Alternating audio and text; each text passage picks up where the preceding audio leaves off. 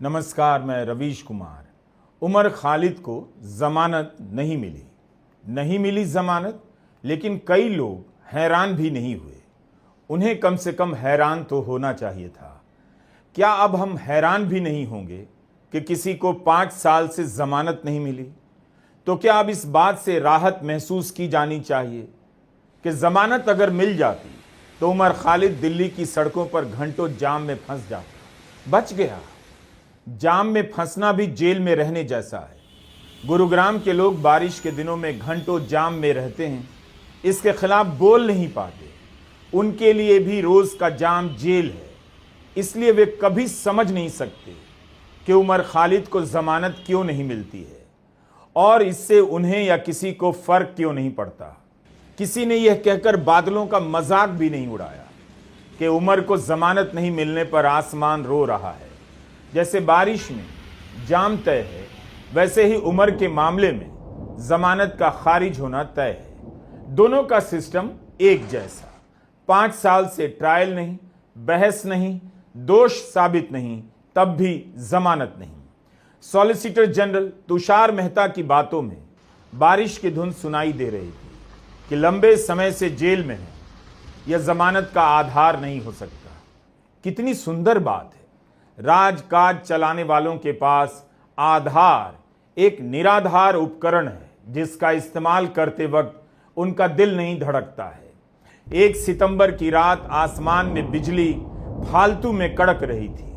बिजली को लगा होगा कि बारिश की तबाही से लोग जाग जाएंगे, लोगों का ईमान भी साथ साथ जाग जाएगा और उनके भीतर करुणा की धारा बहने लगेगी।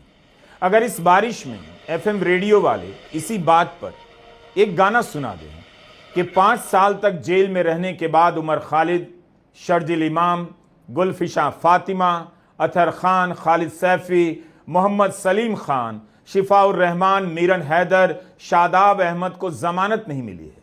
कोई बात नहीं गाइज, हम भी कहां जाम से मुक्त हुए हैं। जाम और जेल से मुक्ति की उम्मीद छोड़िए और आइए मजा लेते हैं बारिश का, सितंबर के इस सावन का। मंजिल फिल्म का गाना सुनाते हैं, रिमझिम गिरे सावन वगैरह वगैरह। गुरुग्राम के इफ्को चौक पर जाम है, लेकिन इस बारिश में गानों की बौछार है। सावन से जुड़ा एक और गाना, अब के बरस तो बरसेंगी अखियां, अब के न सावन बरसे। लता मंगेशकर के इस गाने में जो जादू है वह जेल से बाहर आकर सांस लेने की ख्वाहिश में नहीं है। इस 5 साल में 5 चीफ जस्टिस बदल गए, लेकिन उमर खालिद को जमानत नहीं मिली। कितने ही जजों के नाम यह हेडलाइन है कि बेल अधिकार है और जेल अपवाद है। क्या उन जजों ने मजाक में यह बात कही और संपादकों ने हेडलाइन छाप दी?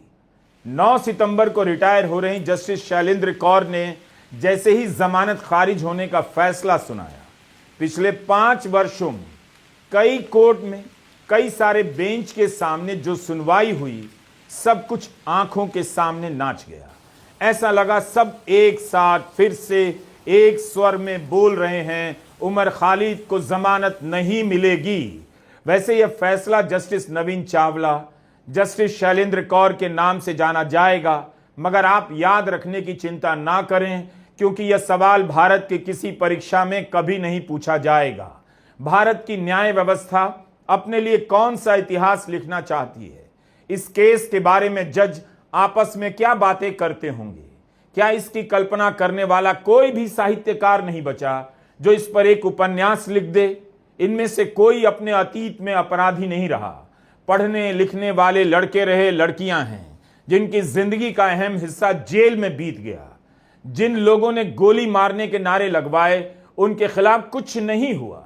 यह फैसला भारत के इतिहास में जमानत नहीं मिलने की इंतहा के रूप में जाना जाएगा और इसलिए भी याद किया जाएगा कि जमानत नहीं देने की इस घटना ने भारत की राजनीतिक सामाजिक व्यवस्था को जरा भी परेशान नहीं किया।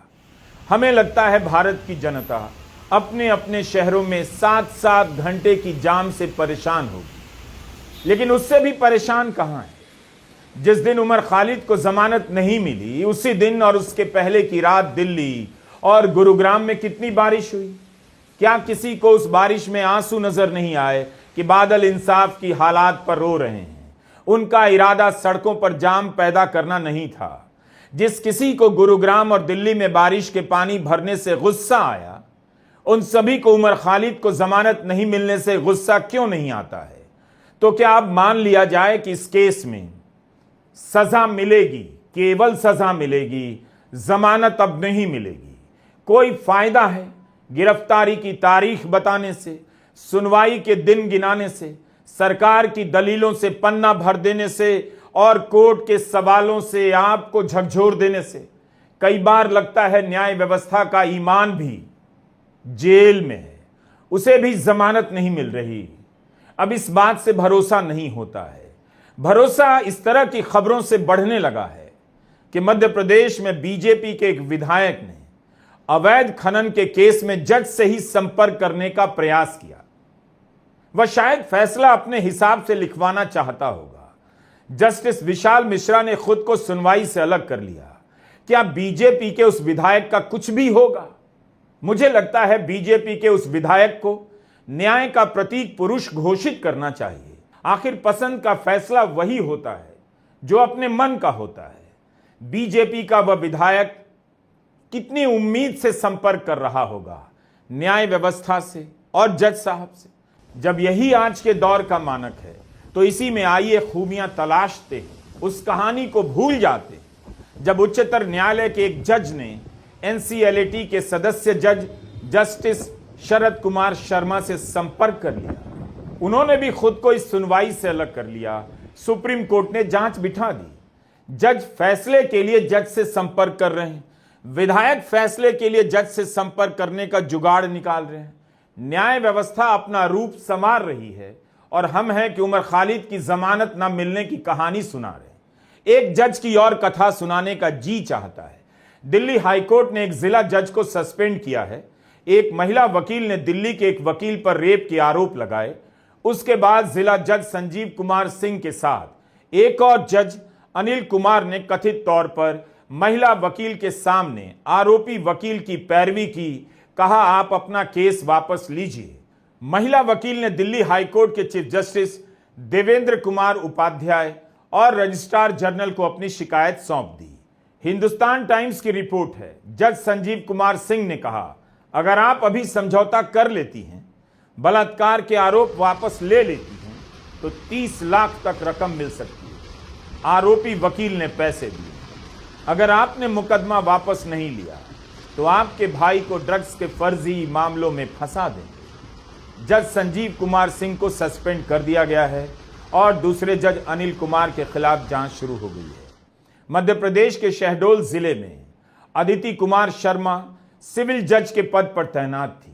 उनके इस्तीफे की भी खबर छपी कि जिस सहयोगी जज पर वर्षों प्रताड़ित करने का आरोप लगाया, उसे हाई कोर्ट में प्रमोशन दे दिया गया। अदिति शर्मा ने इसके विरोध में भारत की राष्ट्रपति को पत्र लिखा। मध्य प्रदेश के हाई कोर्ट के चीफ जस्टिस रजिस्ट्रार जनरल को पत्र लिखा, सुप्रीम कोर्ट और कोलेजियम को भी। जब कोई कार्रवाई नहीं हुई, सुनवाई नहीं हुई, अदिति शर्मा ने इस्तीफा दे दिया। एक महिला जज ने कितनी मुश्किल से यह पद हासिल किया होगा। जज की कुर्सी न्याय न मिलने पर छोड़ दी। अदिति कुमार शर्मा ने लिखा है कि मुझे वर्षों से अनवरत प्रताड़ित किया गया। मेरे शरीर का, मेरे मन का, मेरी गरिमा का, मेरी आवाज का, मेरे वजूद का, एक महिला जज के वजूद का, जिसने अपने सीनियर जज के खिलाफ बोलने की हिम्मत दिखाई। दरअसल लोग जाम में फंसे रहते हैं, इसलिए इस खबर की चर्चा ज्यादा नहीं हुई और जाम से भी लोगों को मुक्ति नहीं मिली। सुप्रीम कोर्ट में भी उमर खालिद की जमानत का मामला कई बार आया, कई कारणों से सुनवाई नहीं हुई। जेल जिंदा लोगों का कब्रिस्तान। उमर ने अपने दोस्तों से कहा, दोस्तोयेव्स्की का एक उपन्यास है, the house of the dead, इसी की एक लाइन उमर ने अपने पत्र में जोड़ दी। हम जिंदा हैं पर हम जी नहीं रहे हैं। हम मर चुके हैं लेकिन हम अपनी कब्रों में नहीं। दोस्तोयेव्स्की ने यह किताब उस दौरान लिखी जब वे 19वीं सदी के रूस में जार के आदेश के तहत जेल की सजा काट रहे थे।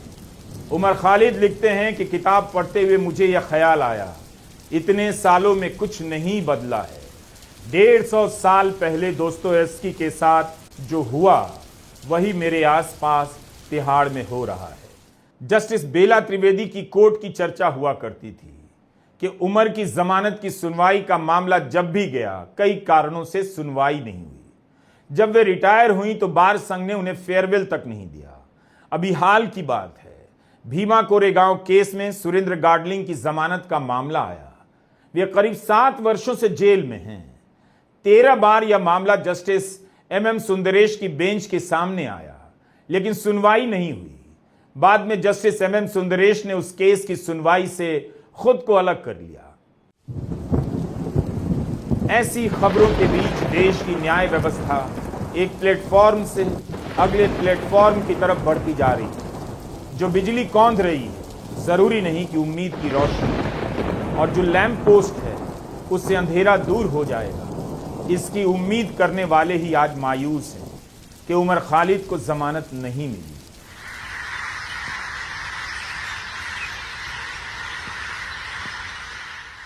बात इसकी नहीं है कि उमर खालिद को जमानत नहीं मिली। समस्या उससे भी बड़ी है कि उमर के जमानत ना मिलने पर रिपोर्ट कैसे लिखी जाए। जब किसी शहर से सारी आत्माएं अमर होकर पलायन कर जाएं और वहां संवेदना ना बची हो, तो वहां किस तरह से इसकी खबर लिख दी जाए कि लोगों को लगे कि हां, यह खबर है कि उमर खालिद को जमानत नहीं मिली है, इस खबर का कुछ असर है। जब लोगों का अपना जीवन जेल का हो चुका है, वहां जमानत का नहीं मिलना कोई खबर नहीं, इसीलिए इस खबर का कोई असर नहीं। नमस्कार, मैं रवीश कुमार।